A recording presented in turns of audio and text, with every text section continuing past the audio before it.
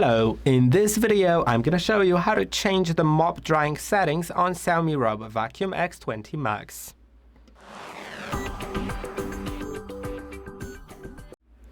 To do it, click on three dots in top right corner, then find drying settings. Now you can enable or disable auto drying the mop, which happens after finishing a cleaning task.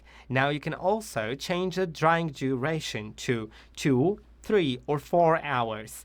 Now it is important to know the difference.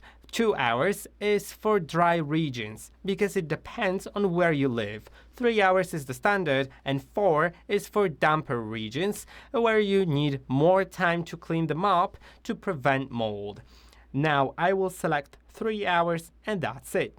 I hope that this video was helpful. Don't forget to like and subscribe, and I'll see you in the next one.